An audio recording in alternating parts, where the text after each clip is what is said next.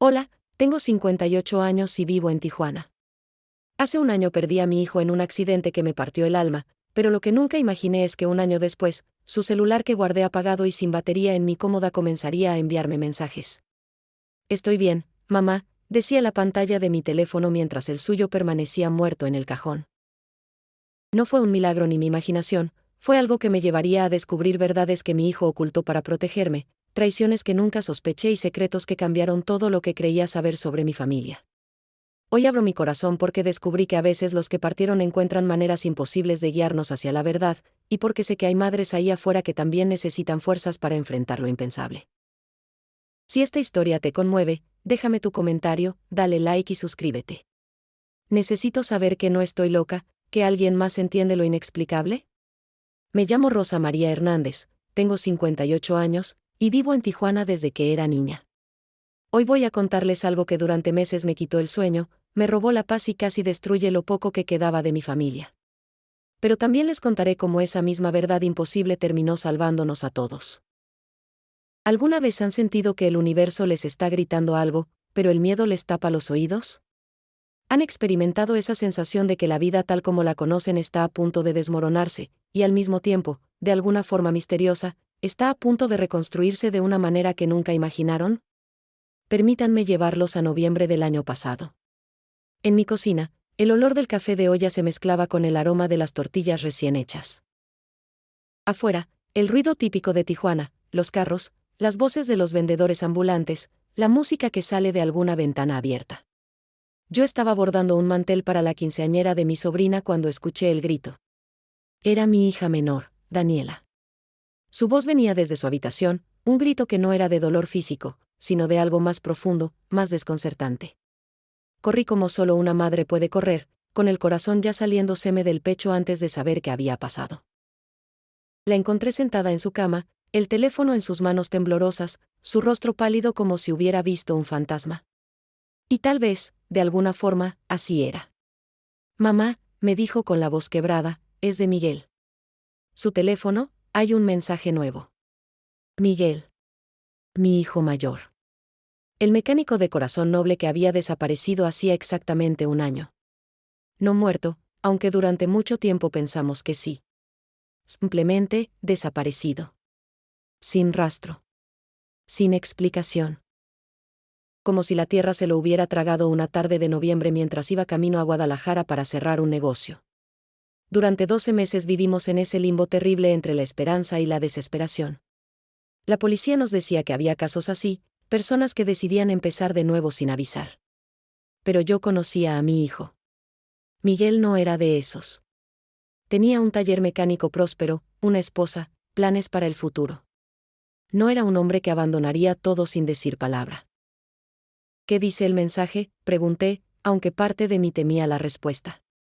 Daniela me mostró la pantalla. Las palabras brillaban ahí, simples pero imposibles. Estoy bien, hermanita. No se preocupen por mí. Mis piernas casi cedieron. Me senté junto a ella, tomé el teléfono con manos que no parecían mías.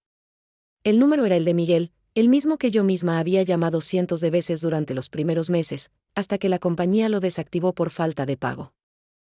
Pero mamá, Daniela susurró, su teléfono está en tu cómoda. Lo guardaste hace meses. Tenía razón. Yo misma lo había puesto ahí, en el cajón junto a sus cosas, su reloj, su cartera, la medalla de la Virgen de Guadalupe que nunca se quitaba. Todo lo que encontraron en su camioneta abandonada en una carretera de Sonora. Corrí a mi habitación.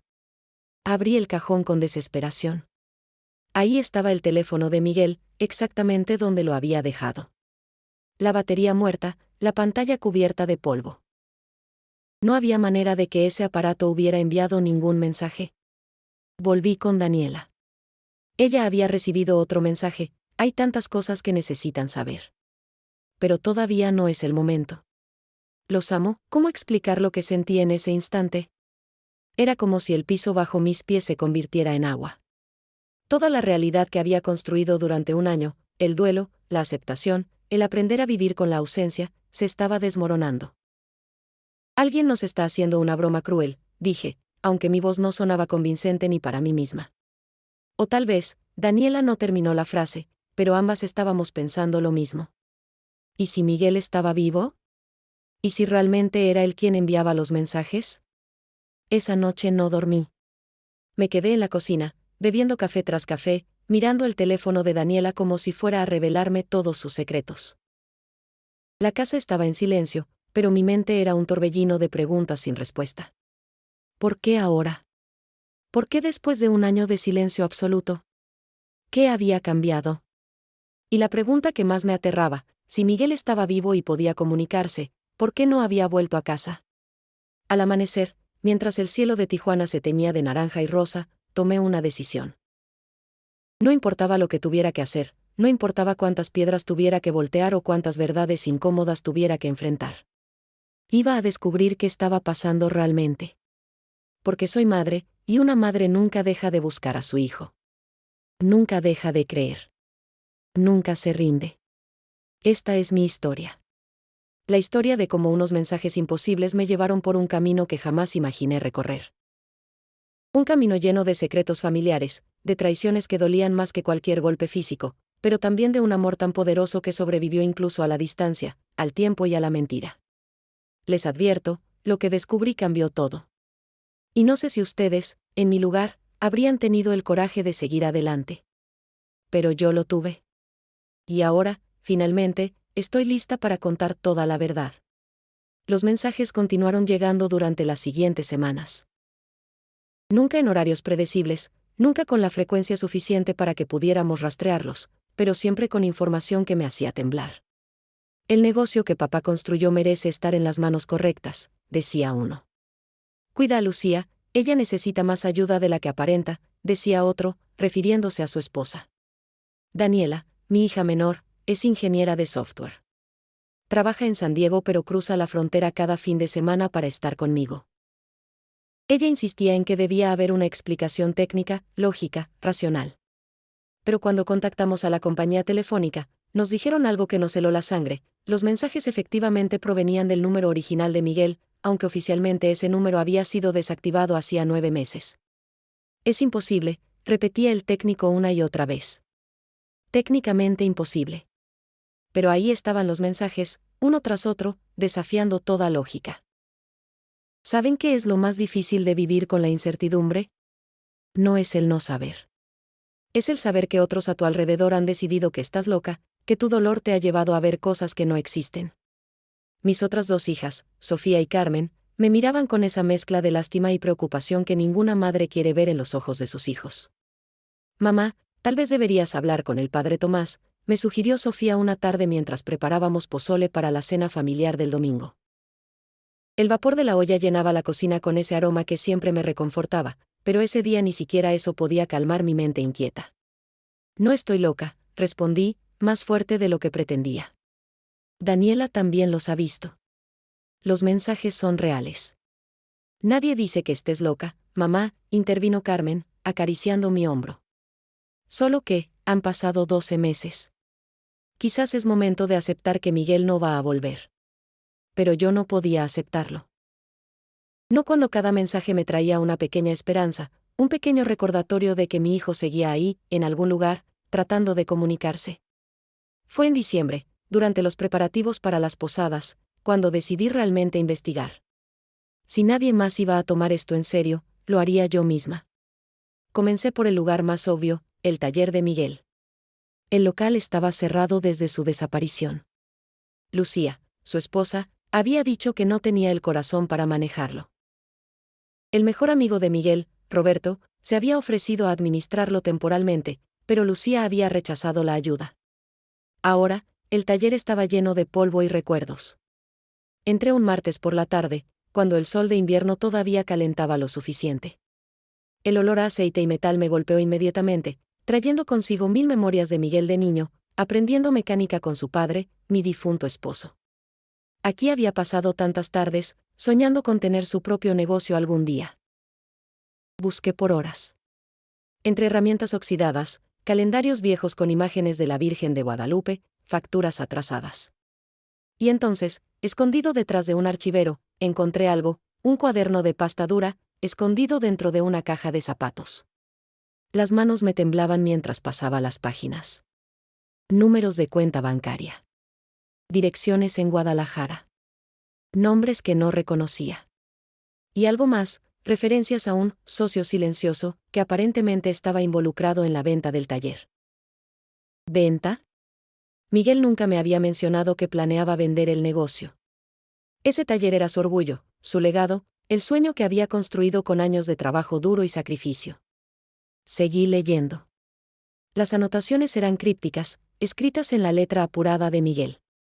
No puedo confiar en nadie cercano, decía una nota. Si algo me pasa, mamá debe saber la verdad sobre el terreno. ¿El terreno? El taller estaba construido en un terreno que había pertenecido a mi familia por generaciones. Mi padre se lo había dado a Miguel cuando abrió su negocio. Un terreno que, con el crecimiento de Tijuana y su cercanía a la frontera, ahora valía una fortuna. Fotografié cada página del cuaderno con mi teléfono celular. Mi corazón latía tan fuerte que podía escucharlo en mis oídos. Algo no estaba bien aquí. Algo había pasado que yo no sabía. Esa noche llegó otro mensaje al teléfono de Daniela: busca en los lugares donde guardábamos secretos de niños, mamá. Ahí encontrarás respuestas. Lugares donde guardaban secretos. Miguel y Daniela habían sido muy unidos cuando eran pequeños. Tenían un juego donde escondían tesoros, a veces dulces, a veces notas tontas, en lugares que solo ellos conocían. El árbol de aguacate, dijo Daniela inmediatamente cuando le mostré el mensaje. En el patio de la casa de abuela en Guadalajara. Ahí escondíamos cosas. Mi madre todavía vivía en esa casa, la misma donde yo había crecido. Un lugar lleno de memorias, de risas, de fiestas familiares que ahora parecían pertenecer a otra vida. Tenemos que ir, dije. Mamá, es un viaje de horas. Y puede que no haya nada ahí. Fueron juegos de niños hace más de 20 años. Tenemos que ir, repetí con más firmeza. Porque algo en mi interior, esa intuición de madre que nunca me ha fallado, me decía que este era el camino correcto. Que cada mensaje, cada pista, me estaba llevando hacia una verdad que alguien no quería que descubriera. Pero, ¿quién? ¿Y por qué? Al día siguiente, Daniela y yo salimos rumbo a Guadalajara. En la carretera, mientras el paisaje de Sonora pasaba por la ventana, le hice la pregunta que me había estado carcomiendo por dentro. ¿Tú crees que Miguel está vivo? Daniela no respondió inmediatamente. Vi cómo sus manos apretaban el volante, cómo su mandíbula se tensaba. No lo sé, mamá, dijo finalmente. Pero sé que alguien que conoce muchas cosas sobre nuestra familia está tratando de decirnos algo. Y necesitamos escuchar. Tenía razón. Alguien sabía secretos que solo Miguel conocería. Alguien estaba guiándonos deliberadamente hacia algo. La pregunta era, ¿hacia qué? ¿Y estaríamos preparadas para lo que encontraríamos? El viaje fue largo, lleno de silencios pesados y pensamientos aún más pesados. Cuando finalmente llegamos a Guadalajara, ya era de noche. Las luces de la ciudad brillaban como promesas en la oscuridad. Mañana buscaríamos en el árbol de aguacate. Mañana seguiríamos las pistas que mi hijo, o quien fuera que estaba enviando esos mensajes, nos estaba dejando. Pero esa noche, acostada en la habitación que había sido mía cuando era joven, escuché el sonido de una notificación en el teléfono de Daniela. Otro mensaje.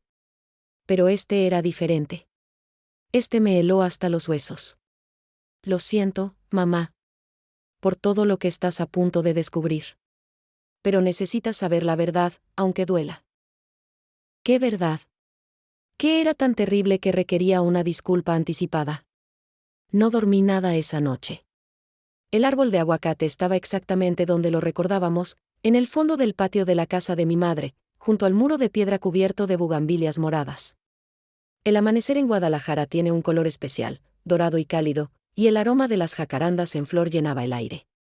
Daniela y yo esperamos a que mi madre saliera a su cita médica de la mañana. No queríamos preocuparla con esta búsqueda que probablemente parecería una locura. A los 84 años, tenía suficientes preocupaciones sin añadir nuestras investigaciones misteriosas. ¿Por dónde empezamos?, preguntó Daniela, mirando el árbol añoso que había visto crecer generaciones de nuestra familia. Miguel siempre escondía las cosas en el hueco cerca de la raíz, del lado que da al muro, recordé. Decía que ahí nadie miraría porque había muchas hormigas. Nos arrodillamos en la tierra húmeda. Yo llevaba mi rosario en el bolsillo, tocándolo de vez en cuando como hacía siempre que necesitaba valor. ¿Qué esperaba encontrar? ¿Un mensaje de hace 20 años? ¿Una pista reciente? ¿Nada en absoluto? Daniela metió la mano en el hueco del árbol. Yo contuve la respiración. Y entonces, su rostro cambió. Hay algo aquí. Está envuelto en plástico. Sacó un paquete pequeño, cuidadosamente sellado contra la humedad. Dentro había una memoria USB y una nota escrita en papel, preservada perfectamente después de, y según la fecha, 11 meses de estar ahí. La letra era de Miguel. La hubiera reconocido en cualquier parte. Mi corazón comenzó a latir tan fuerte que pensé que iba a desmayarme. Mamá, leí en voz alta, con la voz quebrada, si estás leyendo esto, significa que algo me pasó y los mensajes automáticos que programé ya comenzaron a llegar. Siento tanto no poder decirte esto en persona. Siento tanto dejarte así. Pero descubrí cosas sobre nuestra familia que me pusieron en peligro, y necesito que estés a salvo mientras yo resuelvo esto. En esta memoria está toda la evidencia. Por favor, ten cuidado. No confíes en todos. Te amo más de lo que las palabras pueden expresar. Miguel. Las lágrimas corrían por mis mejillas sin control. Daniela también lloraba, pero su mente práctica ya estaba trabajando. Los mensajes son automáticos, dijo. Miguel los programó antes de desaparecer. Sabía que algo podía pasarle. ¿Pero está vivo? Fue todo lo que pude preguntar. ¿Mi hijo está vivo, Daniela? No lo sé, mamá. Pero está tratando de protegerte. De nosotras. Volvimos a la casa y conectamos la memoria USB en la laptop de Daniela. Lo que encontramos ahí cambió todo lo que creíamos saber sobre los últimos años de la vida de Miguel. Había documentos escaneados, fotografías, correos electrónicos, grabaciones de audio. Todo meticulosamente organizado en carpetas con fechas. Una investigación completa que Miguel había estado realizando en secreto durante meses antes de su desaparición. La primera revelación fue sobre el terreno del taller. Mi hermano menor, Javier, a quien toda la familia adoraba, había estado tratando de comprar ese terreno por años. Pero no para ayudar a Miguel a expandir el negocio, como nos había dicho. Lo quería para venderlo a una compañía desarrolladora americana por una cantidad exorbitante. No puede ser, susurré. Javier nunca haría algo así. Pero la evidencia estaba ahí. Correos entre Javier y abogados. Documentos falsificados que intentaban demostrar que el terreno le pertenecía a él, no a Miguel. Incluso un contrato preliminar con la compañía desarrolladora. ¿Por qué? ¿Por qué mi propio hermano haría esto? Seguimos revisando los archivos. La segunda revelación fue aún más dolorosa. Roberto, el mejor amigo de Miguel desde la secundaria, el padrino de su hijo, el hombre que había llorado en su funeral simbólico, no era quien decía ser. Miguel había descubierto que Roberto trabajaba para la compañía desarrolladora. Todo había sido una actuación, la amistad, la lealtad, todo. Su trabajo era convencer a Miguel de vender el taller, y cuando Miguel se negó, Roberto había comenzado a trabajar con Javier para quitárselo de otra manera. Dios mío, Daniela estaba pálida. Roberto ha estado saliendo con Lucía. Era verdad. Después de la desaparición de Miguel, Roberto había consolado a Lucía. Habían comenzado una relación. Y ahora vivían juntos en la casa que había sido de Miguel. ¿Cuánto de eso había sido real? ¿Había planeado Roberto todo esto desde el principio? ¿Incluso la desaparición de mi hijo? Mi sangre se heló. En uno de los últimos archivos, encontramos una grabación de audio. Era una conversación entre Roberto y Javier, grabada secretamente por Miguel 3 semanas antes de desaparecer. Tenemos que hacer que se vaya, decía Roberto. El terreno vale millones ahora. Con él fuera del camino, Lucía heredará todo y ella hará lo que yo diga. No sé, Roberto, respondía Javier, su voz llena de dudas. Es mi sobrino. Hay límites. ¿Límites? Tú me dijiste que estabas desesperado. Que los casinos te estaban presionando. Esta es la única manera de pagar tus deudas y que todos salgamos ganando. ¿Y si algo sale mal? Nada saldrá mal. Confía en mí. La grabación terminaba ahí. Daniela y yo nos quedamos en silencio, procesando lo que acabábamos de escuchar. Mi hermano tenía deudas de juego.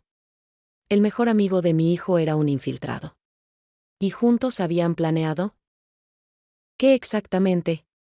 ¿Hacer que Miguel desapareciera? ¿Asustarlo para que se fuera? ¿Algo peor? Mamá, dijo Daniela con voz firme, aunque podía ver el miedo en sus ojos, necesitamos ir a la policía. No, respondí inmediatamente. La idea me aterraba, pero había algo más importante. Primero necesitamos encontrar a Miguel. Si está vivo, está escondido por una razón. Si vamos a la policía ahora, podrían asustarse y... No podía terminar la frase. No podía decir en voz alta lo que temía. Entonces, ¿qué hacemos?, preguntó Daniela. Miré la pantalla de la laptop, todos esos documentos que Miguel había recopilado con tanto cuidado. Mi hijo me conocía. Sabía que yo seguiría las pistas. Sabía que yo no me rendiría. Y entonces, como respondiendo a mis pensamientos, el teléfono de Daniela vibró. Otro mensaje. Están en Guadalajara, ¿verdad? Bien. Ahora necesito que hablen con el padre Ramírez en la catedral. Él sabe dónde estoy. Daniela y yo nos miramos. ¿El padre Ramírez? Era el sacerdote que había bautizado a Miguel, que había casado a mis padres, que conocía a nuestra familia desde hace décadas. ¿Él sabe dónde está Miguel?, pregunté en voz alta, aunque no esperaba respuesta. Otro mensaje llegó inmediatamente: él me ha estado ayudando a mantenerme escondido. Pero ahora que ustedes saben la verdad, es tiempo de dar el siguiente paso. Necesito que confíen en él como yo confío. Los amo. Estoy bien. Pronto nos veremos. Las lágrimas volvieron, pero esta vez eran diferentes. Eran lágrimas de esperanza. Mi hijo estaba vivo. Mi Miguel estaba ahí, en algún lugar de esta ciudad, escondido pero vivo. Vamos, dije, poniéndome de pie con una determinación que no sentía desde hacía meses. Vamos a la catedral. Daniela tomó mi mano mientras caminábamos hacia la puerta. Podía sentir su miedo, pero también su valentía. Éramos mujeres fuertes, las dos. Y no pararíamos hasta encontrar a Miguel y entender toda esta verdad que había estado oculta por tanto tiempo. El sol de mediodía brillaba intenso sobre Guadalajara cuando salimos. En la distancia, las campanas de la catedral comenzaron a sonar, llamando a la misa del mediodía. Un sonido que había escuchado 1000 veces en mi vida, pero que hoy sonaba diferente. Sonaba como una promesa. Como un nuevo comienzo. Como la respuesta a todas las oraciones que había estado susurrando durante un año entero. Íbamos a encontrarlo. Íbamos a traer a Miguel de vuelta a casa. Y quien fuera que había intentado destruir a mi familia iba a enfrentar la justicia. Porque nadie, absolutamente nadie, se mete con los hijos de Rosa María Hernández. La catedral de Guadalajara se elevaba majestuosa contra el cielo azul, sus torres doradas brillando bajo el sol del mediodía. Había estado en ese lugar cientos de veces, bautizos, bodas, funerales, misas dominicales, pero nunca había sentido lo que sentía ahora, una mezcla de esperanza y terror que me apretaba el pecho. Daniela y yo entramos por la puerta lateral, el cambio de la luz intensa del exterior a la penumbra fresca del interior nos cegó momentáneamente. El olor familiar del incienso y las velas nos envolvió. Había algunas personas dispersas en las bancas, rezando o simplemente sentadas en silencio. ¿Dónde encontramos al padre Ramírez?, susurró Daniela. Como si hubiera escuchado su nombre, un hombre mayor apareció desde la sacristía. El padre Ramírez tenía ya 70 años, pero su paso era firme y su mirada aguda. Cuando nos vio, algo cambió en su expresión. No fue sorpresa exactamente, sino más bien reconocimiento. Rosa María, dijo, acercándose a nosotras. Daniela. Las estaba esperando. Nos estaba esperando, repetí, mi corazón latiendo fuerte. Padre, necesitamos hablar con usted sobre Miguel. Sabemos que él ha estado en contacto con usted. El sacerdote miró alrededor de la catedral, verificando que nadie pudiera escucharnos. Vengan, dijo en voz baja. No aquí. Hay demasiados oídos.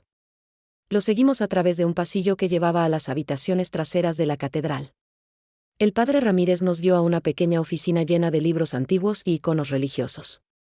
Cerró la puerta detrás de nosotras. Antes de decir algo, comenzó, sentándose pesadamente en su silla: necesito que entiendan que lo que hice, lo hice por una razón. Miguel vino a mí hace un año, desesperado y asustado. Necesitaba ayuda, y como su padre espiritual, no podía negársela. ¿Dónde está?, pregunté directamente. No tenía paciencia para rodeos. ¿Mi hijo está vivo? ¿Está bien? El padre Ramírez asintió lentamente. Está vivo, Rosa María. Está escondido, pero está bien. Las rodillas casi me fallaron. Daniela tuvo que sostenerme. Un año. Un año entero de dolor, de llorar su ausencia, de pensar que nunca volvería a ver su sonrisa. Y todo ese tiempo, él había estado vivo. ¿Por qué?, fue todo lo que pude articular. ¿Por qué nos hizo pasar por esto? Para protegerlas, respondió el padre Ramírez con gentileza. Rosa María, tu hijo descubrió algo muy peligroso. Personas muy poderosas querían ese terreno. Cuando Miguel se negó a vender y comenzó a investigar quién estaba detrás de toda la presión, se dio cuenta de que su vida corría peligro real. Mi hermano, dije, la palabra saliendo como veneno. Javier está involucrado. El padre Ramírez cerró los ojos, como si le doliera confirmar lo que ya sabíamos. Sí. Pero Javier no es el cerebro detrás de todo esto. Él es simplemente un peón, manipulado por sus deudas y su desesperación. La compañía desarrolladora tiene conexiones con gente peligrosa, Rosa María. Gente que no tiene problemas en hacer desaparecer a quienes se interpongan en su camino. ¿Roberto?, preguntó Daniela. Roberto es el enlace. Fue contratado específicamente para acercarse a Miguel, ganarse su confianza, y cuando eso no funcionó, para convencerlo de vender, para encontrar otra manera de conseguir el terreno. La esposa de Miguel, dije, entendiendo finalmente. Lucía. Si Miguel desaparecía o... No pude terminar la frase. El padre Ramírez asintió tristemente. Lucía heredaría todo. Y Roberto ya se había asegurado de tener influencia sobre ella. Fue un plan cuidadosamente ejecutado. ¿Pero ella sabe que Miguel está vivo?, preguntó Daniela. No, respondió el padre Ramírez. Esa es la parte más dolorosa para Miguel. No puede contactarla sin ponerla en peligro. Los que están detrás de esto la tienen vigilada constantemente. Cualquier señal de que Miguel está vivo y ella lo sabe, y su vida también correría peligro. Me senté en una silla, procesando todo esto. Mi hijo había tenido que fingir su propia desaparición, dejar a su esposa, dejarnos a nosotras, todo para mantenernos a salvo. Los mensajes, dije. Los programó antes de irse. Sí. Miguel es ingenioso. Sabía que si desaparecía sin dejar rastro, eventualmente ustedes comenzarían a aceptarlo y a seguir adelante. Pero también sabía que necesitaban conocer la verdad, especialmente para protegerse de Javier y Roberto. Los mensajes fueron diseñados para guiarlas gradualmente hacia la evidencia sin exponerlas a peligro inmediato. ¿Dónde está ahora?, pregunté. Necesito verlo. Necesito saber que realmente está bien. El padre Ramírez dudó. Vi la lucha interna en sus ojos, el peso de guardar ese secreto. Está aquí, dijo finalmente. En Guadalajara. Pero Rosa María, tienes que entender, si vas a verlo, no puede ser algo espontáneo. Tenemos que tener cuidado. Si alguien los sigue a ustedes, si alguien sospecha. Entiendo, interrumpí. Haremos lo que sea necesario. Pero padre, por favor. Es mi hijo. Ha pasado un año. Vi lágrimas en los ojos del viejo sacerdote. Él también era padre, de una manera diferente quizá, pero padre al fin. Entendía ese amor imposible de romper entre una madre y su hijo. Hay un orfanato a las afueras de la ciudad, dijo lentamente. El Hogar de la Esperanza. Miguel ha estado trabajando ahí, ayudando con reparaciones y mantenimiento. Usa otro nombre, por supuesto. Si van esta tarde, alrededor de las 5, él estará en el taller de carpintería. Pero por favor, sean discretas. No le digan a nadie más dónde van. ¿Ni siquiera a mi madre?, pregunté. Especialmente no a tu madre. Javier la visita con frecuencia. Ella podría mencionar algo sin darse cuenta, y sería desastroso. Daniela tomó mi mano. Lo entendemos, padre. Seremos cuidadosas. Salimos de la catedral con el corazón acelerado. Teníamos horas que matar antes de las 5, horas que se sentirían como eternidades. ¿Qué hacemos mientras tanto?, preguntó Daniela mientras caminábamos sin rumbo por las calles de Guadalajara. Prepararnos, respondí. Y pensar en qué vamos a hacer después. Porque encontrar a Miguel es solo el principio. Todavía tenemos que resolver todo esto, exponer a los culpables, recuperar el terreno, proteger a Miguel y a Lucía. Es como un rompecabezas gigante, mamá. Sí. Pero ahora tenemos todas las piezas. Solo necesitamos juntarlas de la manera correcta.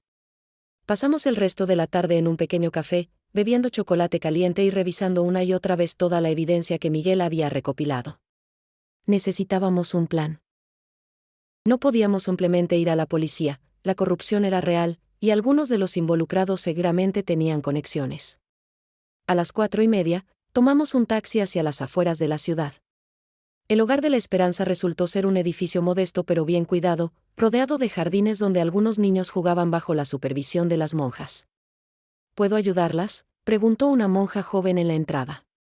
Venimos a ver al carpintero, dije, sin saber cómo más llamarlo. La monja sonrió con complicidad. Ah, sí. El hermano José. Está en el taller, al fondo del jardín. Hermano José. Miguel había tomado ese nombre.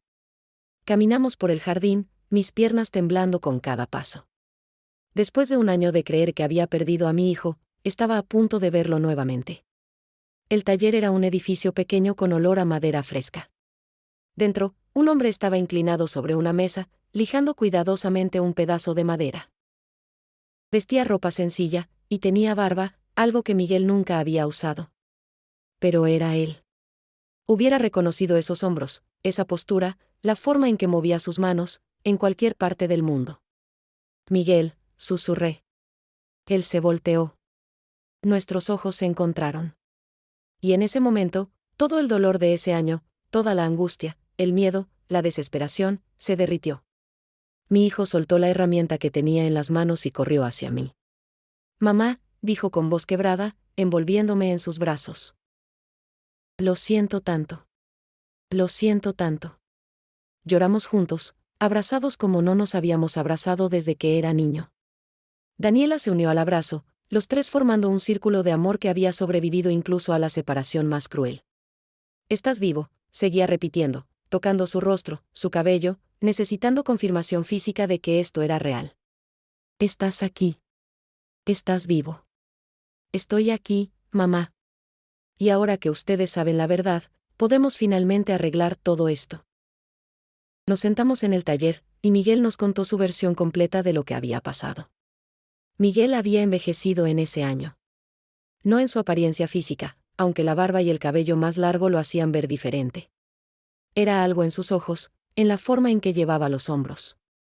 El peso de estar escondido, de haber abandonado su vida, de mantener este secreto terrible. Nos sentamos en bancos de madera mientras el sol de la tarde entraba por las ventanas del taller, llenando el espacio de una luz dorada que hacía que todo pareciera irreal, como un sueño del que temía despertar. Cuéntanos todo, dije, tomando su mano. Después de un año sin tocarlo, no podía soltarlo. Necesitaba esa conexión física para creer que esto era real. Miguel respiró profundo. Empezó hace casi 2 años. Roberto apareció de nuevo en mi vida después de años sin vernos. Dijo que estaba de vuelta en Guadalajara, que quería reconectar. Yo estaba feliz de recuperar a mi viejo amigo, o al menos eso creía. Era parte del plan desde el principio, dijo Daniela con amargura. Sí. Pero yo no lo sabía entonces. Comenzó despacio, preguntas casuales sobre el taller, sobre mis planes futuros, sobre si alguna vez había pensado en vender. Yo le decía que no, que el taller era mi vida, mi legado.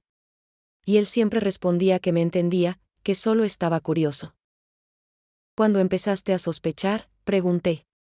Hace como 1 año y medio. Roberto comenzó a presentarme a gente, supuestos inversores que querían ayudarme a expandir el negocio. Pero algo no se sentía bien.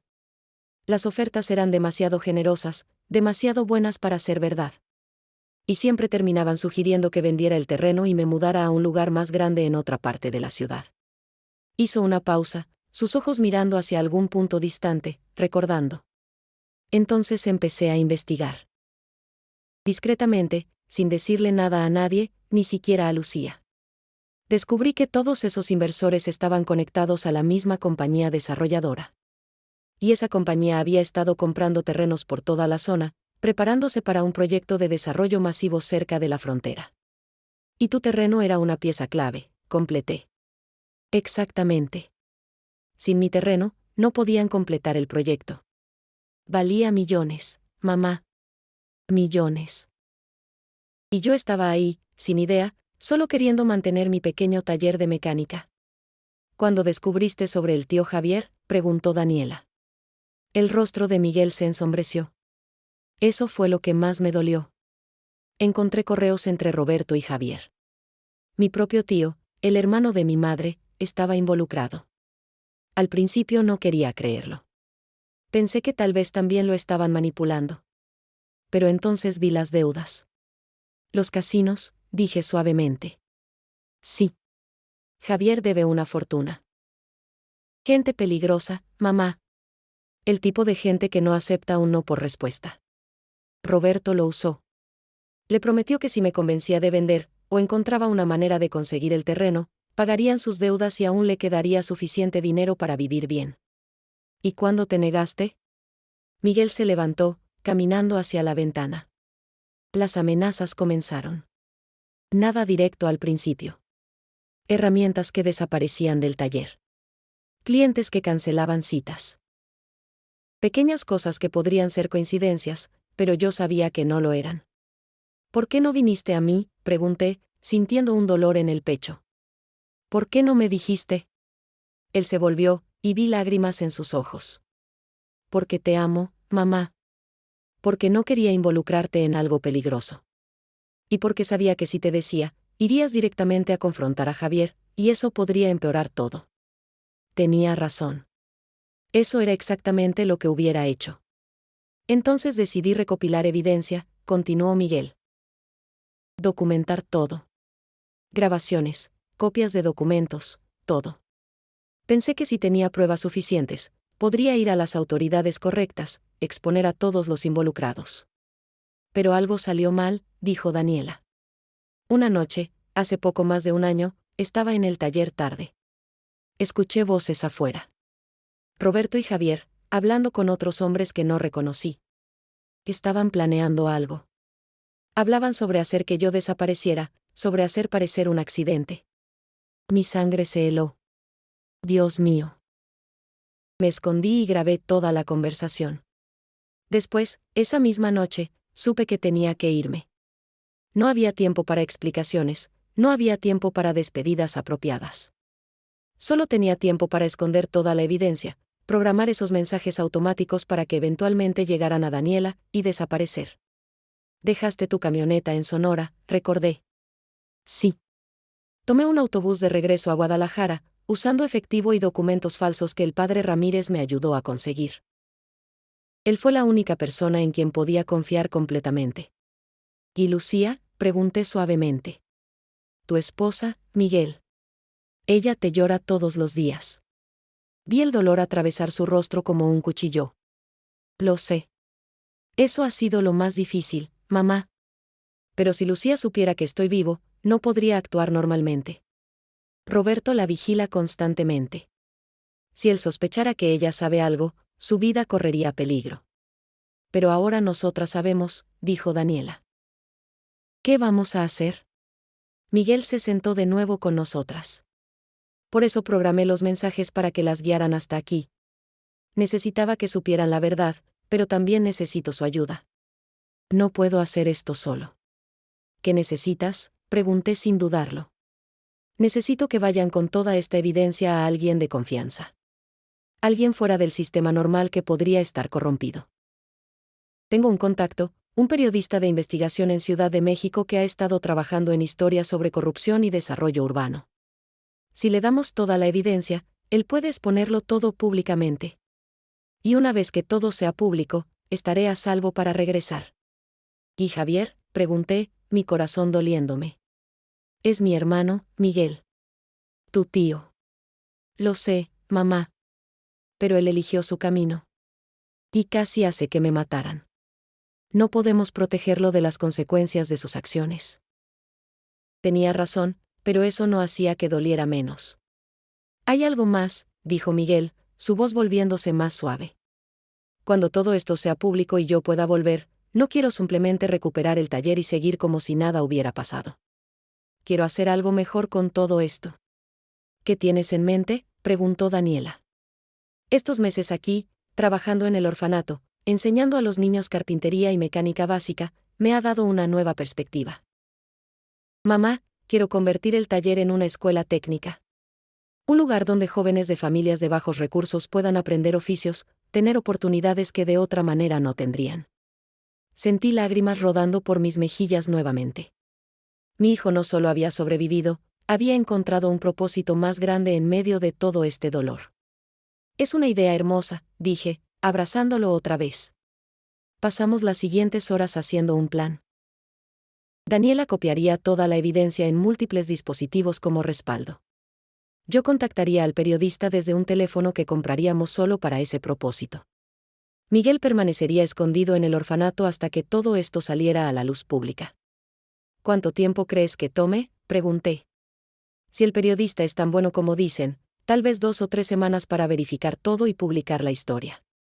Y entonces podré volver a casa. ¿Y mientras tanto?, preguntó Daniela. ¿Qué hacemos con Javier y Roberto? Nada, respondió Miguel firmemente. Absolutamente nada. No podemos alertarlos de que sabemos. Tienen que pensar que todo sigue normal hasta que la historia salga a la luz. ¿Puedo contarle a mis hermanas?, pregunté. Miguel negó con la cabeza. Todavía no, mamá. Cuanta menos gente sepa, mejor. Después de que todo salga a la luz, podrás contárselo. Pero por ahora, solo ustedes dos y el padre Ramírez pueden saber que estoy vivo. Era un peso enorme guardar ese secreto. Pero si eso era lo que se necesitaba para mantener a Miguel seguro, lo haría. El sol se estaba poniendo cuando finalmente nos preparamos para irnos. No quería dejarlo, no después de haberlo encontrado finalmente. Pero sabía que teníamos trabajo que hacer. Mamá, dijo Miguel, tomando mis manos, gracias por no rendirte. Por seguir las pistas. Por creer en esos mensajes cuando todos los demás pensaban que estabas loca. Nunca me rendiría contigo, respondí. Eres mi hijo. Y una madre siempre sabe cuando su hijo necesita ayuda. Nos abrazamos una última vez antes de irnos. Mientras caminábamos de regreso hacia la ciudad, Daniela y yo no hablamos mucho. Había demasiado que procesar, demasiadas emociones. Pero había una cosa de la que estaba absolutamente segura: íbamos a hacer esto. Íbamos a exponer la verdad, íbamos a traer a Miguel de vuelta a casa, e íbamos a asegurarnos de que nadie más intentara lastimar a nuestra familia nuevamente. La batalla estaba por comenzar. Y yo estaba lista para luchar. El viaje de regreso a Tijuana fue largo y silencioso. Daniela conducía mientras yo miraba por la ventana, mi mente un torbellino de planes y preocupaciones. Llevábamos la memoria USB con toda la evidencia escondida en lugares diferentes, una copia en mi bolsa, otra en la guantera, una tercera que enviaríamos por correo certificado al periodista. ¿Cómo vamos a actuar normal?, preguntó Daniela finalmente, rompiendo el silencio. ¿Cómo voy a mirar a Javier a la cara sabiendo lo que hizo? Vas a hacerlo porque tienes que hacerlo, respondí con más firmeza de la que sentía. Por Miguel. Por toda la familia. Llegamos a casa tarde en la noche.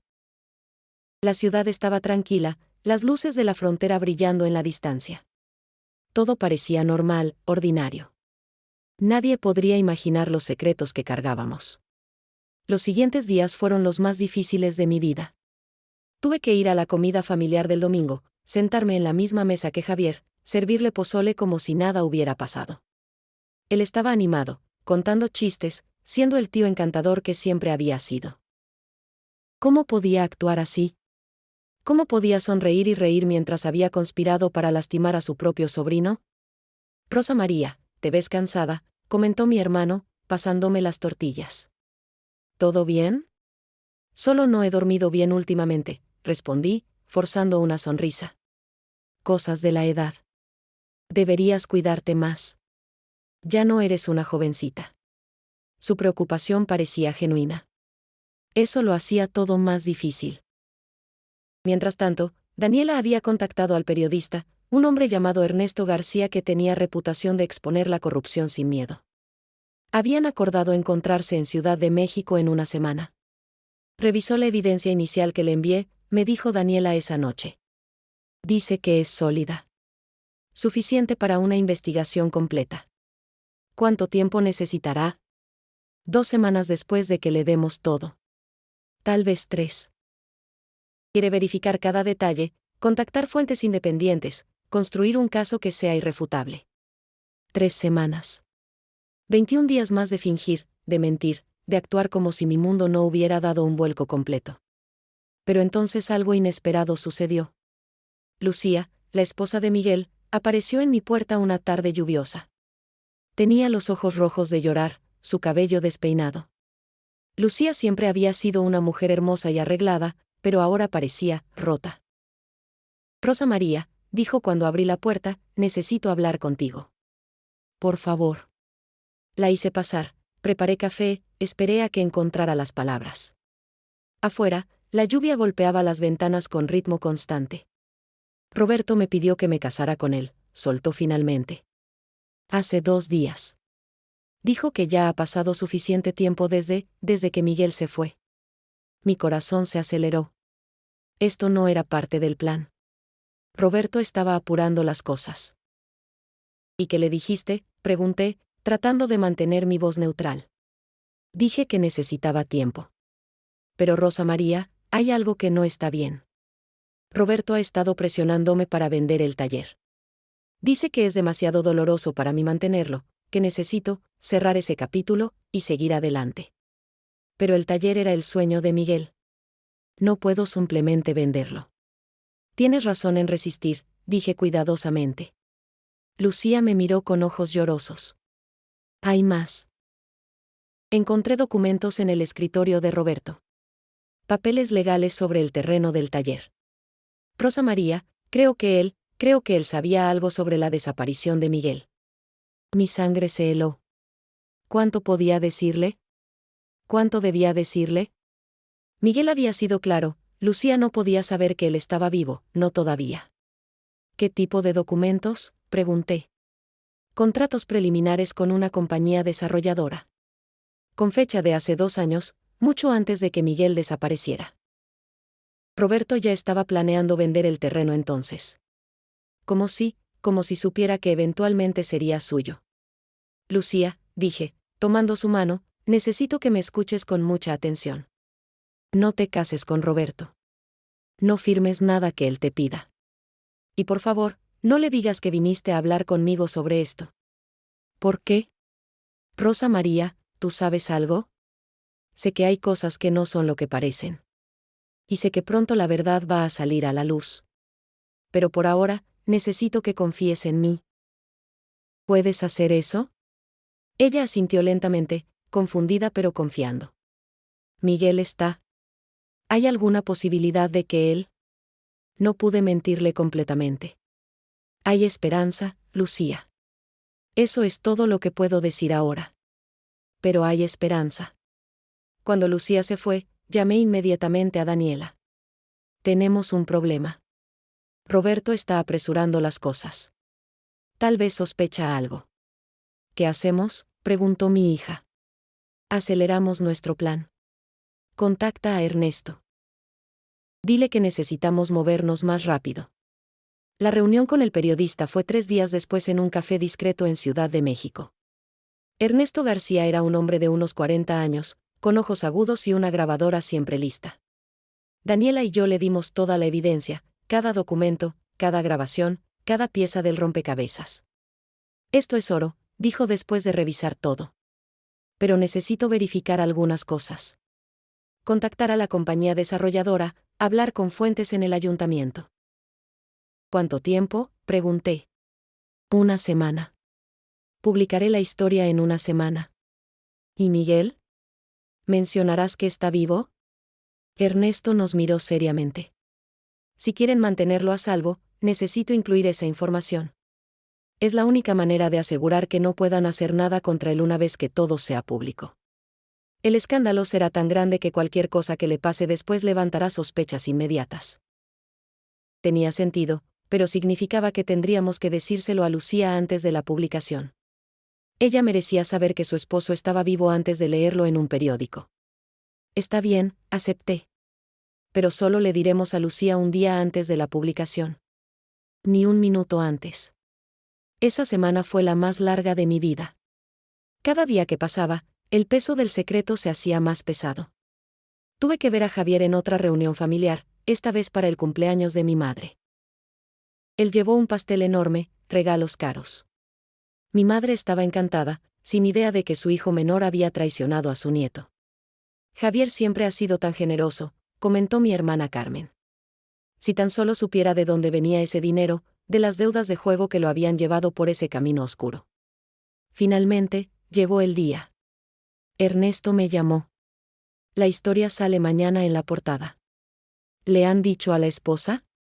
Voy para allá ahora, respondí. Daniela vino conmigo a casa de Lucía. Roberto no estaba, había ido a San Diego por negocios, dijo Lucía. Probablemente estaba tratando de apresurar la venta del terreno antes de que algo saliera mal. Lucía nos recibió con sorpresa. ¿Qué pasa? Las dos se ven tan serias. Siéntate, dije gentilmente. Tenemos algo que contarte.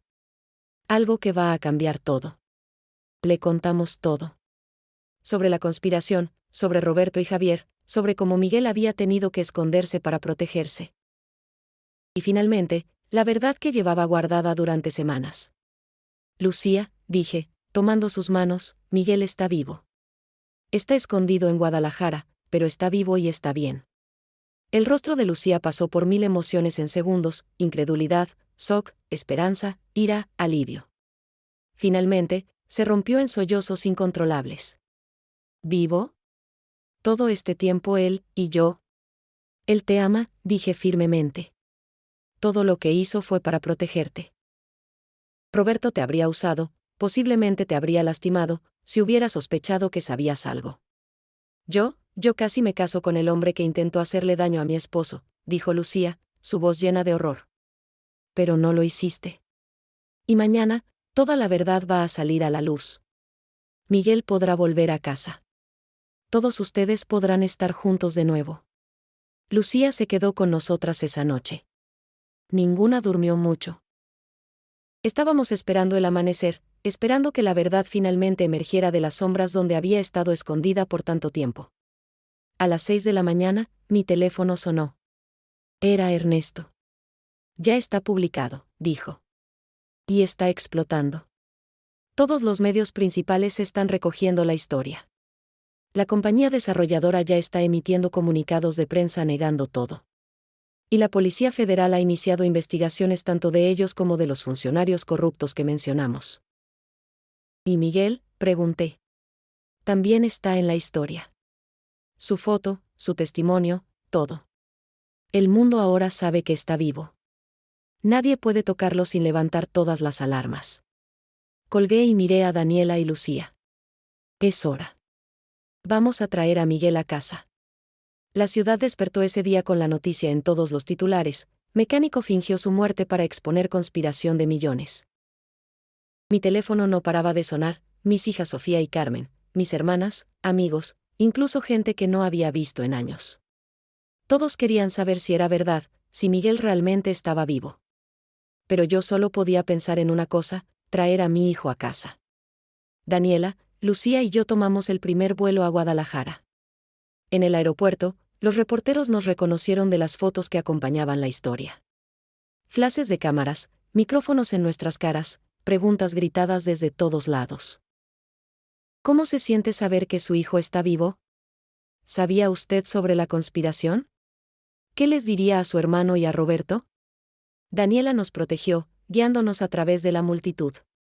Sin comentarios por ahora, repetía una y otra vez. La familia necesita privacidad. En el taxi hacia el orfanato, Lucía no dejaba de temblar. ¿Y si él ha cambiado? ¿Y si un año de estar escondido lo ha convertido en alguien diferente? Sigue siendo Miguel, le aseguré. Tu esposo. Mi hijo.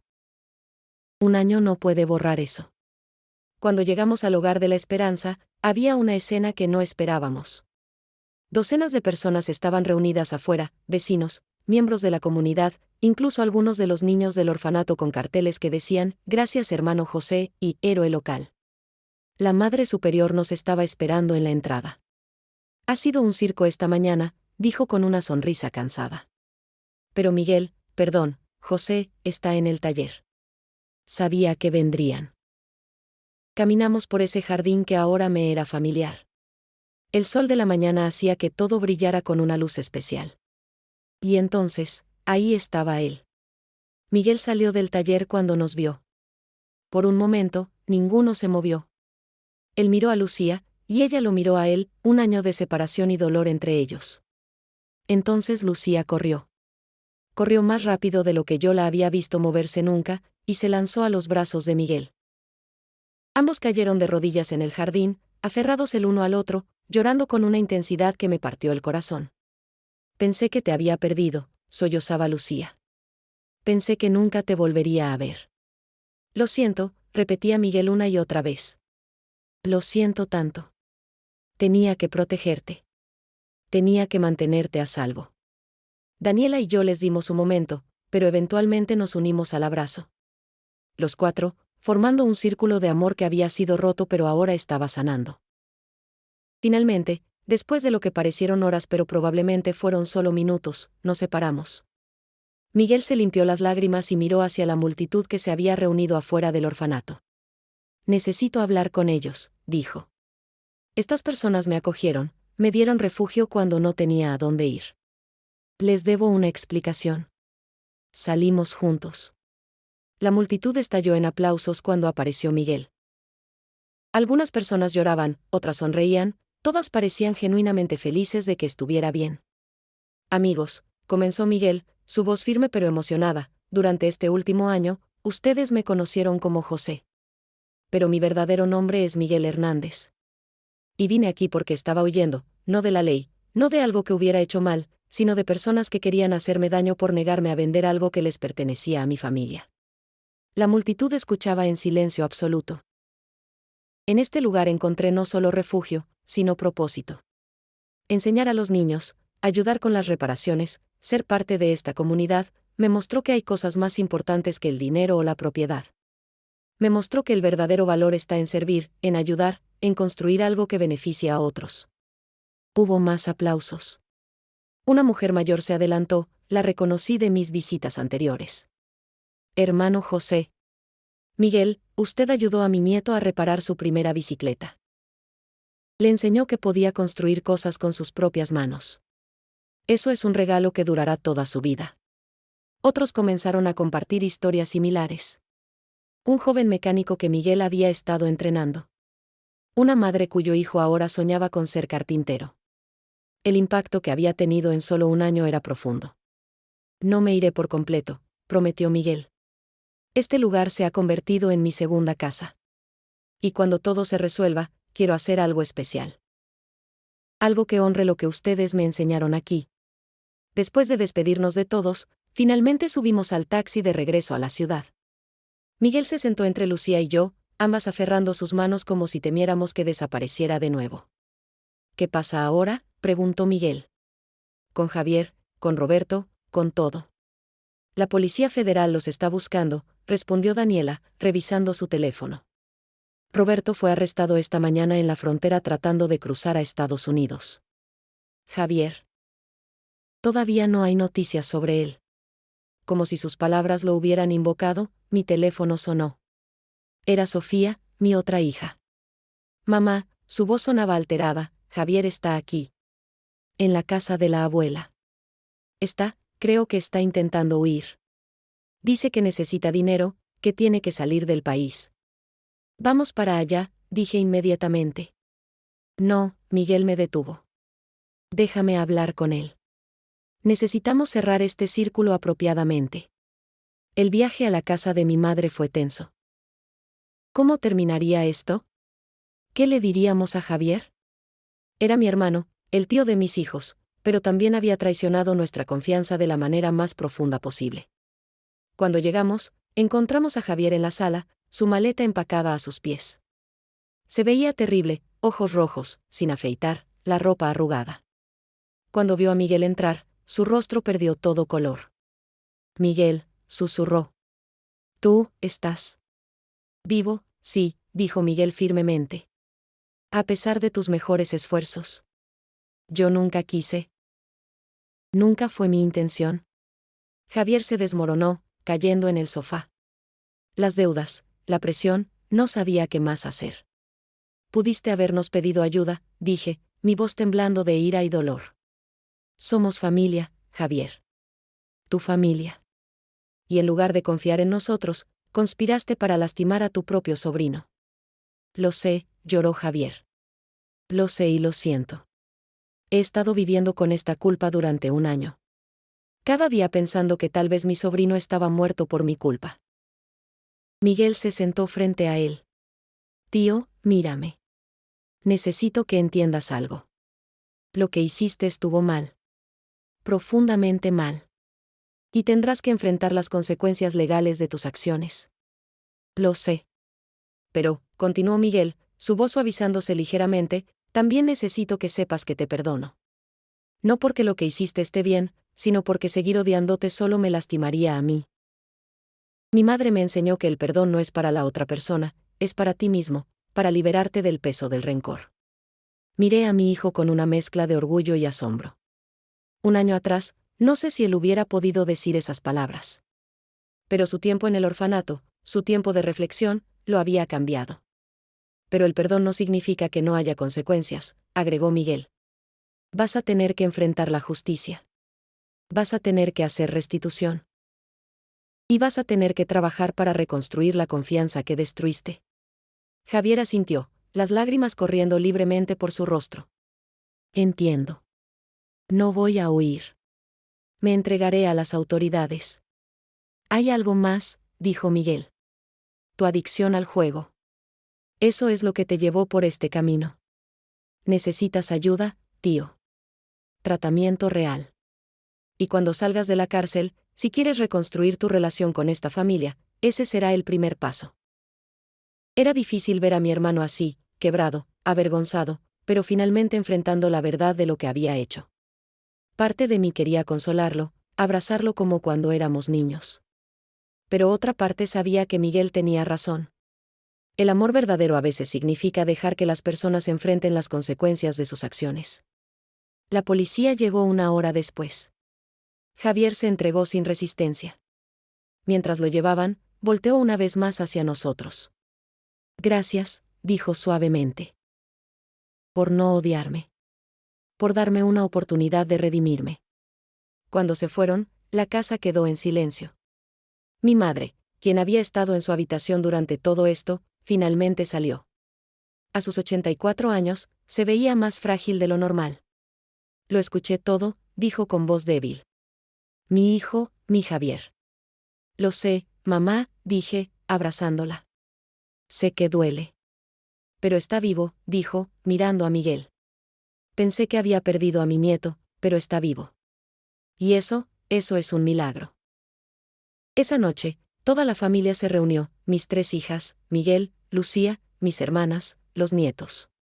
Ordenamos comida de todos los lugares favoritos de Miguel, llenamos la mesa con platillos que él había extrañado durante su tiempo escondido.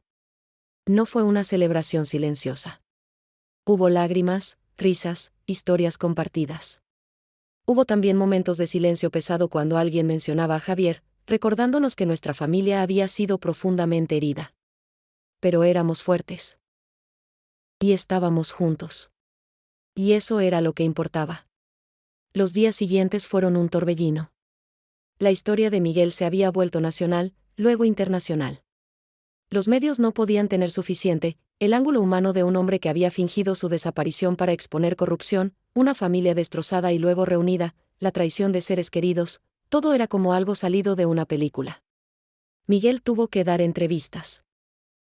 Al principio no quería, prefiriendo mantener privada su vida, pero el periodista Ernesto le explicó por qué era importante. Tu historia puede inspirar a otros, le dijo. Hay personas enfrentando corrupción en todas partes, que tienen miedo de hablar porque piensan que están solos. Si ven que tú lo hiciste, que sobreviviste, tal vez ellos también encuentren el valor. Así que Miguel habló. En televisión nacional, en periódicos, en podcast. Contó su historia con honestidad y gracia. Nunca se presentó como un héroe, solo como un hombre ordinario que había tenido que tomar decisiones extraordinarias. Mientras tanto, el escándalo continuaba desarrollándose. La compañía desarrolladora estaba siendo investigada por docenas de casos similares en todo el país, tierras adquiridas mediante intimidación, sobornos a funcionarios, amenazas a familias que no querían vender. Roberto había sido el operativo principal, el hombre que hacía el trabajo sucio. ¿Cómo pude ser tan ciega?, se preguntaba Lucía a menudo durante esas primeras semanas. Las señales estaban ahí. Su insistencia en que vendiera, su presión constante. ¿Por qué no las vi? Porque estabas doliendo, le respondí una tarde mientras tomábamos café en mi cocina. El dolor nos hace vulnerables. Roberto lo sabía y lo explotó. Eso no es tu culpa, Lucía. Casi me caso con él, dijo, su voz llena de horror. Casi dejo que ese hombre entrara permanentemente en mi vida. Pero no lo hiciste. Tu instinto te protegió, aunque no supieras conscientemente por qué. Miguel y Lucía tenían mucho que reconstruir en su relación. Un año de separación, el dolor de creer que el otro estaba muerto, la traición de alguien que Lucía había comenzado a confiar, todo eso creaba heridas que sanarían lentamente. Pero ellos estaban comprometidos. Comenzaron terapia de pareja, hablando sobre el trauma, la pérdida, la culpa que ambos cargaban. Era un proceso largo, pero podía ver cómo gradualmente volvían a encontrarse. En cuanto a Javier, él fue sentenciado a 5 años de prisión por conspiración y fraude. Pero el juez fue algo compasivo, reconociendo que había sido manipulado y que no había sido violento. También ordenó tratamiento obligatorio para su adicción al juego. Visité a Javier en prisión un mes después de su sentencia. No estaba segura de si quería ir, pero sentí que necesitaba hacerlo. Lo encontré en la sala de visitas, vestido con el uniforme de la prisión, luciendo 10 años más viejo que la última vez que lo había visto. Rosa María, dijo cuando me senté frente a él, no esperaba que vinieras. Soy tu hermana, respondí simplemente. Eso no cambia solo porque cometiste errores terribles. No fueron errores, dijo Javier, su voz firme. Fueron decisiones. Decisiones que tomé conscientemente, aunque sabía que estaban mal. Y necesito asumir la responsabilidad de eso. Me sorprendió su claridad. ¿Las sesiones de terapia están ayudando? Sí. Están sacando a la luz muchas cosas que había estado evitando durante años. La adicción no comenzó con los casinos, Rosa María. Comenzó con esa sensación de nunca ser suficiente, de siempre necesitar más, de medir mi valor por cuanto tenía en lugar de quién era. Suenas como papá, dije suavemente. Nuestro padre había sido un hombre duro, siempre presionando a Javier para tener más éxito, ser más fuerte, ganar más dinero. Sí, Javier suspiró. El terapeuta dice que mucho de esto viene de ahí. Pero eso no excusa lo que hice. Miguel podría haber resultado herido, muerto, por mi culpa. Pero no lo fue. Está vivo y está bien. Y cuando salgas de aquí, si realmente quieres reconstruir tu relación con él, con toda la familia, va a requerir más que solo disculpas. Lo sé. Y estoy preparado para hacer el trabajo. Sin importar cuánto tiempo tome. Salí de la prisión con sentimientos mezclados. Estaba enojada con mi hermano, dolida por su traición. Pero también podía ver que estaba genuinamente intentando cambiar. Y eso tenía que significar algo. Mientras tanto, Miguel había tomado una decisión importante. Con el terreno finalmente asegurado, la compañía desarrolladora había sido obligada a desistir de todas sus reclamaciones. Él y Lucía comenzaron a trabajar en su plan de convertir el taller en una escuela técnica.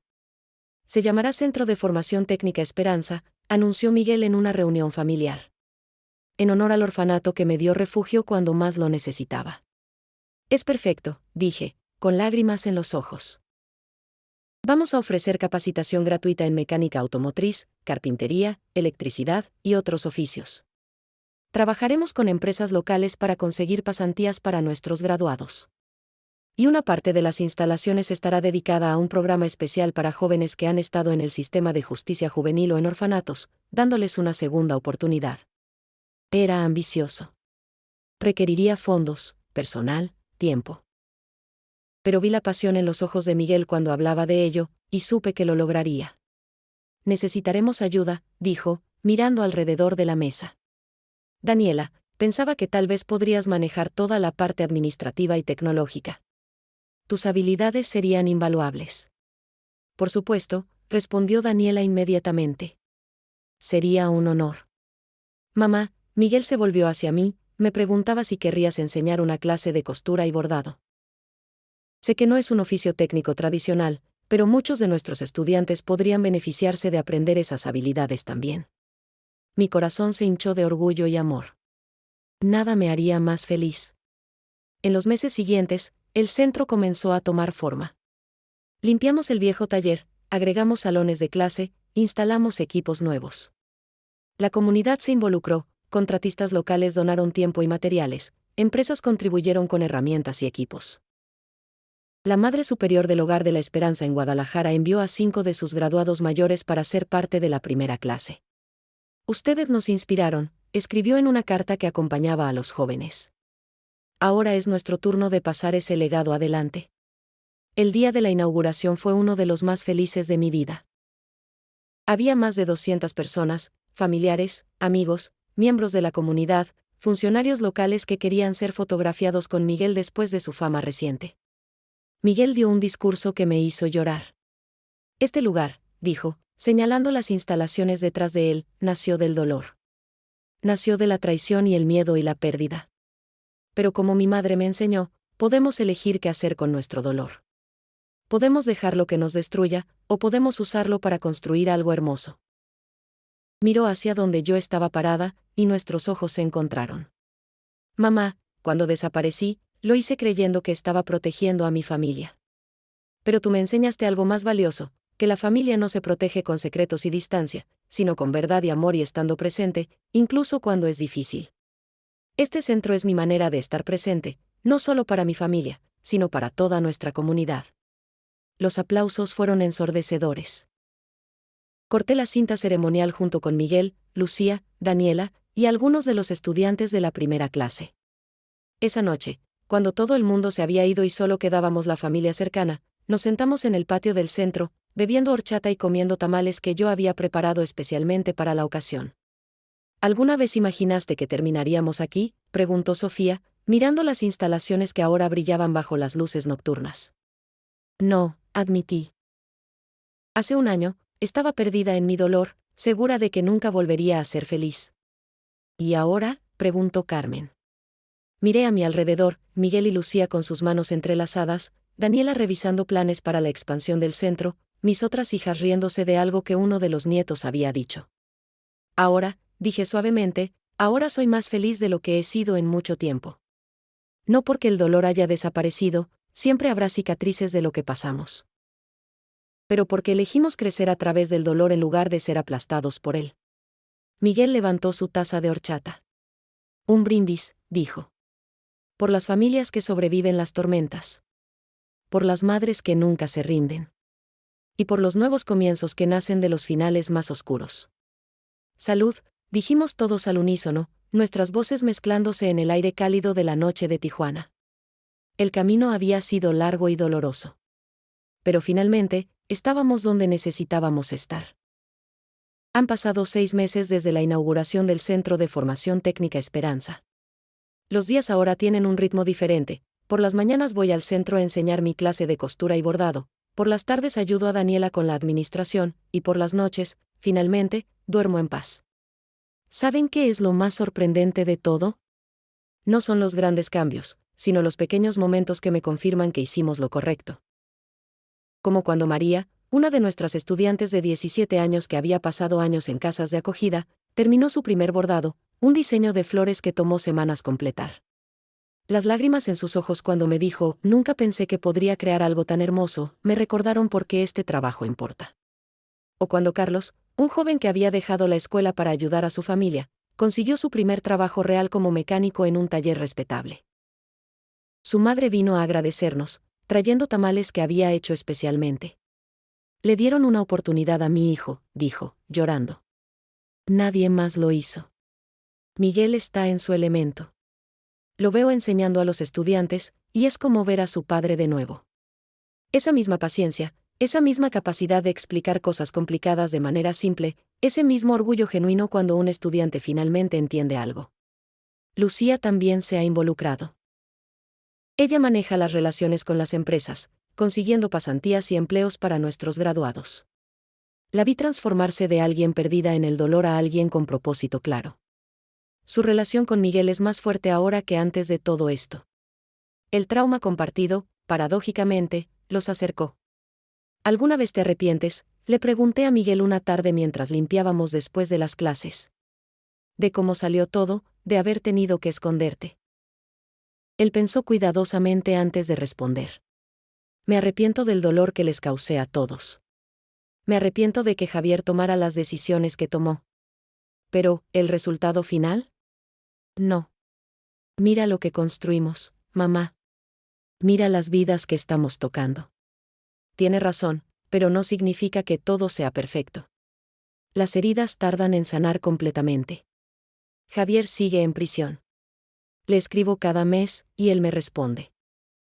Sus cartas han evolucionado con el tiempo, al principio estaban llenas de disculpas y autocompasión, pero ahora hablan de insights reales, de crecimiento genuino, de planes para cuando salga.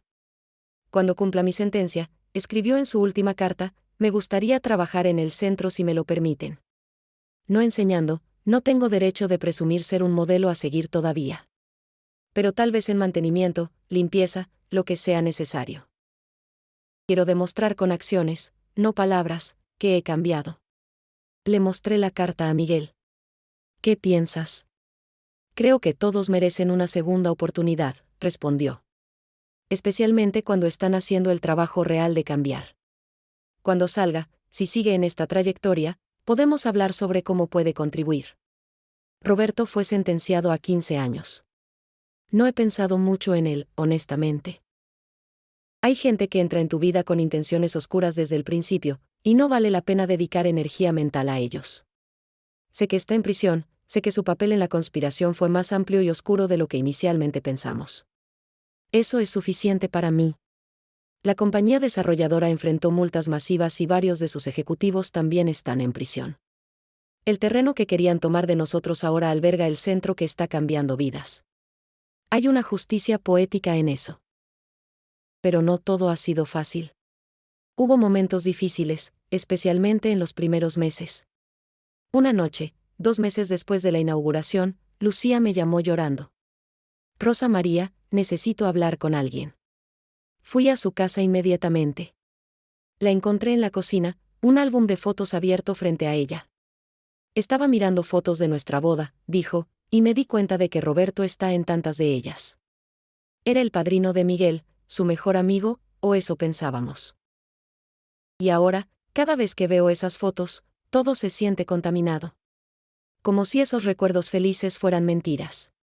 Me senté junto a ella, mirando las fotografías, Miguel y Lucía jóvenes y radiantes, rodeados de amigos y familia. Los recuerdos no son mentiras, le dije gentilmente. En ese momento, eran reales. Tú y Miguel eran felices. El hecho de que Roberto fuera falso no borra la verdad de tu amor. ¿Pero cómo no lo vimos?, preguntó. ¿Cómo fue tan bueno engañando a todos durante tanto tiempo? Porque la gente buena no asume que otros tienen malas intenciones. Confiaron porque son personas que confían, y eso no es una debilidad, Lucía. Es una fortaleza. Lo que Roberto hizo habla de su carácter, no del tuyo. Ella lloró en mi hombro por un largo tiempo. Ese tipo de traición, de alguien tan cercano, en quien confiaban tanto, deja cicatrices profundas. Miguel también tuvo sus momentos. Una noche lo encontré en el taller del centro, mucho después de que todos se hubieran ido, simplemente sentado en la oscuridad. Hijo, dije suavemente, encendiendo una luz. ¿Qué haces aquí tan tarde?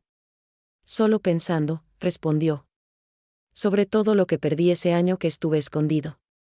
Cumpleaños, aniversarios, momentos con Lucía. Tiempo que nunca recuperaré. Me senté junto a él. Tienes razón. Ese tiempo se fue. Pero mira lo que ganaste: perspectiva, propósito, una comprensión más profunda de lo que realmente importa. ¿Valió la pena?, preguntó, su voz casi un susurro. ¿Todo el dolor que causé valió la pena? Solo tú puedes responder eso, le dije. Pero te diré lo que veo yo. Veo un hombre que tuvo el coraje de hacer algo extraordinariamente difícil para proteger a quienes ama. Veo un centro que está cambiando vidas. Veo una familia que, aunque herida, está sanando y es más fuerte por lo que pasamos juntos. Él asintió lentamente. Hay días en que me despierto y todavía no puedo creer que todo esto es real. Que sobreviví, que estoy de vuelta, que construimos todo esto. Yo tampoco, admití. Pero aquí estamos. En cuanto a mí, he tenido mi propio proceso de sanación. Durante meses después de encontrar a Miguel, tuve pesadillas, sueños donde lo perdía otra vez, donde no podía encontrarlo, donde llegaba demasiado tarde. Daniela me convenció de ver a un terapeuta. Pasaste por un trauma, mamá, me dijo. Pensaste que habías perdido a tu hijo durante un año entero. Eso no desaparece solo porque él volvió. Tenía razón. La terapia me ayudó a procesar todo: el dolor de su ausencia, la ira hacia Javier, el alivio de recuperarlo, la culpa de no haber visto lo que estaba pasando antes. ¿Se siente culpable?, me preguntó el terapeuta en una sesión. Sí, admití. Siento que debía haberlo protegido mejor. Soy su madre. Se supone que debo mantener a mis hijos a salvo. ¿Y cuándo exactamente se supone que deja de ser su trabajo proteger a un hijo adulto de las malas intenciones de otros adultos?, preguntó gentilmente. Usted no puede controlar las acciones de otras personas, Rosa María. Solo las suyas propias. Y cuando supo que algo estaba mal, no se rindió. Siguió buscando. Eso es lo que hace una buena madre. Esas palabras me liberaron de un peso que ni siquiera sabía que estaba cargando. Ahora, 6 meses después, miro hacia atrás y veo cuánto hemos crecido todos. Como individuos, como pareja en el caso de Miguel y Lucía, como familia. El centro tiene ahora 30 estudiantes, con una lista de espera que crece cada semana. Hemos contratado 2 instructores adicionales, ambos graduados de programas similares que querían devolver a su comunidad. Daniela está trabajando en asociaciones con universidades técnicas para ofrecer certificaciones reconocidas. Y los mensajes, esos mensajes misteriosos que empezaron todo, finalmente entiendo su verdadero propósito. No era solo guiarme hacia la verdad sobre la conspiración. Era recordarme que nunca debía rendirme, que siempre debía confiar en mi intuición, que el amor de una madre es una fuerza que puede superar cualquier obstáculo. El teléfono que los enviaba ha sido apagado permanentemente ahora. Ya no necesitamos mensajes programados. Tenemos algo mejor: conversaciones reales, presencia real, amor real que no necesita tecnología para manifestarse. Una tarde, mientras enseñaba bordado a un grupo de estudiantes, uno de ellos, un chico de 16 años llamado Jorge, me preguntó sobre mi historia. ¿Es verdad lo que dicen?, preguntó. ¿Qué pensó que su hijo había muerto y luego lo encontró vivo un año después? Miré alrededor de la clase. Todos habían dejado de trabajar, esperando mi respuesta. Es verdad, dije simplemente. ¿Cómo lo soportó?, preguntó una chica llamada Ana. Perder a alguien así y luego encontrarlo de nuevo. Debe haber sido indescriptible, completé. Pero les diré lo que aprendí de esa experiencia. Aprendí que el amor real, el amor de familia, el amor de madre a hijo, no se rompe fácilmente. Puede estirarse, puede doler, puede parecer que se está desgarrando. Pero si es verdadero, encuentra una manera de persistir. ¿Y si la historia no hubiera terminado felizmente?, preguntó Jorge. ¿Y si él realmente hubiera muerto? Era una pregunta válida. Durante un año, esa había sido mi realidad. Entonces habría tenido que encontrar una manera diferente de seguir adelante, respondí honestamente. El dolor nunca desaparece completamente cuando pierdes a alguien que amas. Pero encuentras maneras de vivirlo, de honrar su memoria, de continuar. y eventualmente, encuentras que puedes respirar de nuevo. Tal vez no de la misma manera, pero puedes respirar. Los estudiantes asintieron, procesando mis palabras. Muchos de ellos habían experimentado pérdida, padres ausentes, seres queridos fallecidos, oportunidades perdidas. Por eso este lugar existe, continué. No solo para enseñarles oficios, aunque eso es importante, sino para mostrarles que sin importar lo que hayan pasado, sin importar cuán oscuras parezcan las cosas, siempre hay una manera hacia adelante. Siempre hay esperanza. Esperanza, repitió Ana suavemente, y sonrió. Como el nombre del centro. Exactamente como el nombre del centro. Esa noche, en la cena familiar semanal que ahora celebramos religiosamente, compartí esta conversación con todos. Es hermoso, dijo Sofía. Que algo tan doloroso se haya convertido en algo tan significativo. Eso es transformación, agregó Carmen. Alquimia emocional, si quieren. Convertir el dolor en propósito. Miguel levantó su copa de agua. A la transformación entonces. Y a las mujeres fuertes que la hacen posible. Todos brindamos, y en ese momento, mirando alrededor de la mesa a mi familia, imperfecta, marcada por lo que pasamos, pero juntos y sanando, supe que habíamos hecho más que sobrevivir. Habíamos prosperado. El primer aniversario del regreso de Miguel cayó en una tarde dorada de noviembre. Exactamente 2 años desde que había desaparecido, 1 año desde que lo encontramos vivo. El Centro de Formación Técnica Esperanza ahora era una parte vibrante de la comunidad de Tijuana, con 65 estudiantes y planes para expandirse aún más. Organizamos una celebración especial, no solo para conmemorar el aniversario, sino para graduar nuestra primera clase de 10 estudiantes que habían completado el programa completo. La ceremonia se realizó en el patio del centro, decorado con luces y flores. Había música, comida, y una sensación de alegría genuina en el aire. Los graduados estaban vestidos con sus mejores ropas, sus rostros brillando con orgullo y esperanza. María, la chica que había bordado aquellas flores meses atrás, fue la primera en recibir su certificado. Ahora tenía un trabajo en una boutique de costura en San Diego y planes de eventualmente abrir su propio negocio. Cuando llegué aquí hace 1 año, dijo en su discurso de graduación, su voz temblando pero firme, pensaba que no tenía futuro. Había pasado por tantas casas de acogida, tantas escuelas, tantos lugares donde no encajaba. Pero aquí, por primera vez, alguien me vio. No solo como una estadística o un caso problemático, sino como una persona con potencial. Tuvo que hacer una pausa para limpiarse las lágrimas. Rosa María me enseñó que crear algo hermoso con tus manos no es solo un oficio, es una forma de sanar.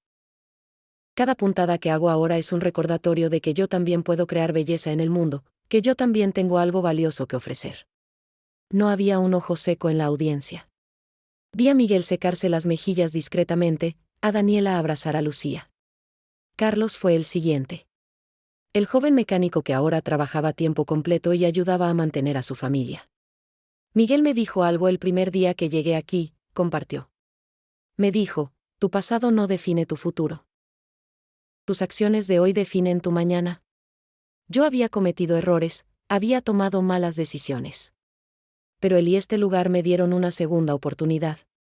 Y no solo eso, me enseñaron que merecía esa segunda oportunidad. Uno por uno, cada graduado compartió su historia. Historias de superación, de resiliencia, de transformación.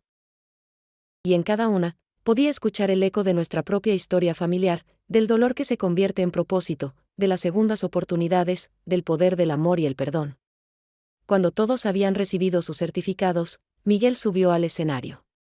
Durante un momento, simplemente miró a la multitud, estudiantes actuales y graduados, familias, patrocinadores del centro, miembros de la comunidad, periodistas que seguían interesados en nuestra historia. Hace 2 años, comenzó, estaba en la posición más oscura de mi vida. Tenía que desaparecer, dejar atrás todo lo que amaba, vivir con el miedo constante de que algo pudiera salir mal. Fue el año más difícil de mi vida. Hizo una pausa, su mirada encontrándose con la mía. Pero en ese año oscuro, también aprendí algo fundamental. Aprendí que la verdadera riqueza no es el dinero o la propiedad, es las vidas que tocas, las relaciones que construyes, el impacto positivo que dejas en el mundo. Y aprendí que mi madre, su voz se quebró ligeramente, mi madre tiene más fuerza en su meñique de lo que yo tendré en toda mi vida. Todos aplaudieron, y sentí lágrimas calientes en mis mejillas. Nunca había buscado reconocimiento. Solo había hecho lo que cualquier madre haría. Este centro, continuó Miguel, es mi manera de honrar todo lo que aprendí. Es mi manera de decir gracias a cada persona que me ayudó, que creyó en mí, que nunca se rindió. Y es mi compromiso de asegurar que otros jóvenes como nuestros graduados hoy, tengan las oportunidades que merecen. Más aplausos. Entonces Miguel hizo una señal, y Daniela subió al escenario con un plano enrollado. Hoy también quiero anunciar algo, dijo Miguel, desplegando el plano.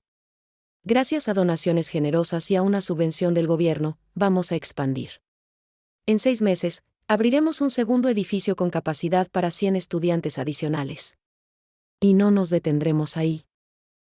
El sueño es eventualmente tener centros como este en otras ciudades de México.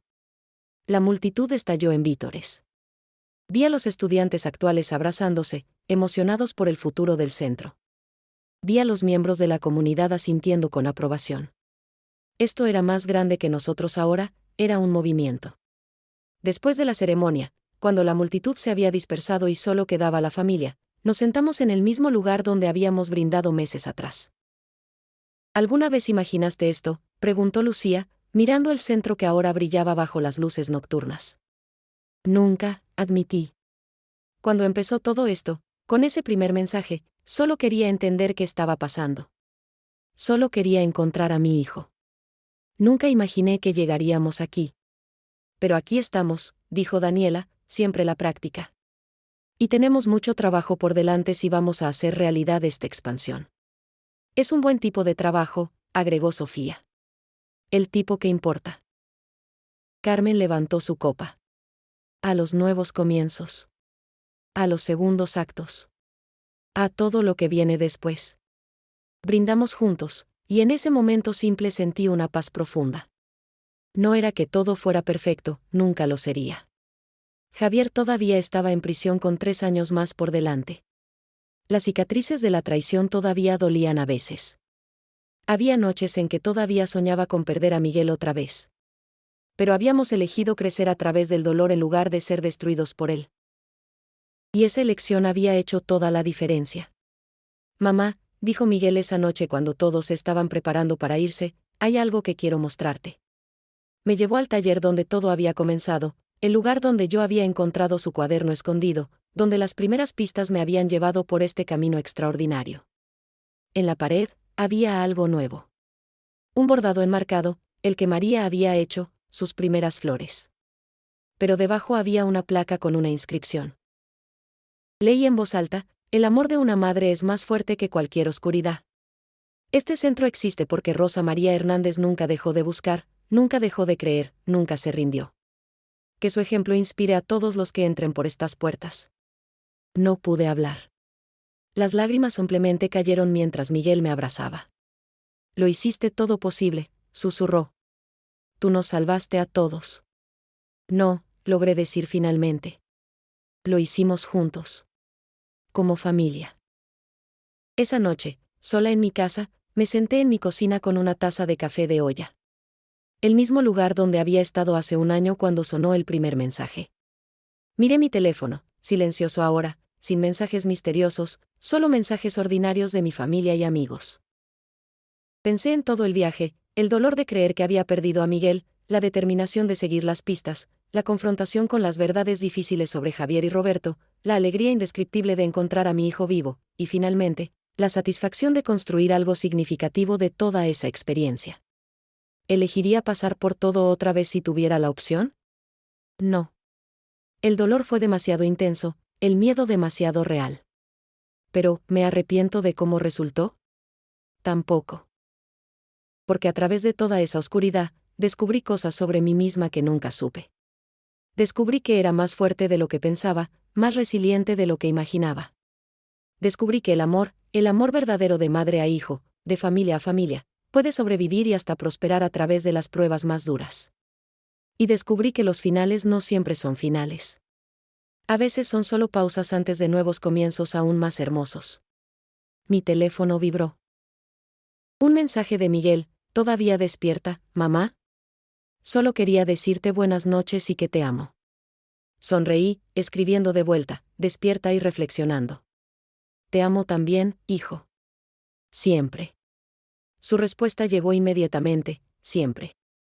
Una palabra simple, pero contenía todo, una promesa, un compromiso, un recordatorio de que sin importar lo que viniera, estaríamos juntos. No solo físicamente presentes, sino verdaderamente juntos en todos los sentidos que importan. Terminé mi café, apagué las luces, y me fui a la cama. Por primera vez en 2 años, no tuve pesadillas. Solo sueños tranquilos, llenos de imágenes del centro, de estudiantes aprendiendo y creciendo, de mi familia reunida alrededor de una mesa, de un futuro brillante que estábamos construyendo juntos. La historia que había comenzado con mensajes imposibles de un teléfono muerto había terminado con algo mucho más valioso, una comunidad transformada, vidas cambiadas, y una familia que había encontrado su camino de regreso el uno al otro y hacia un propósito más grande. Y yo, Rosa María Hernández, de 58 años, de Tijuana, había aprendido la lección más importante de todas, que nunca es demasiado tarde para un nuevo comienzo, que el dolor puede ser el fertilizante para un crecimiento extraordinario, y que cuando eliges el amor sobre el miedo, la esperanza sobre la desesperación, la acción sobre la resignación, los milagros pueden suceder. Esta es mi historia. La historia de cómo unos mensajes misteriosos me llevaron en un viaje que cambió no solo mi vida, sino la de docenas, eventualmente cientos, de otras personas. Es una historia de pérdida y encuentro, de traición y perdón, de dolor y sanación. Pero sobre todo, es una historia de amor. El tipo de amor que no se rinde, que no se quiebra, que encuentra una manera incluso cuando parece imposible. Y ese amor, al final, fue lo que nos salvó a todos.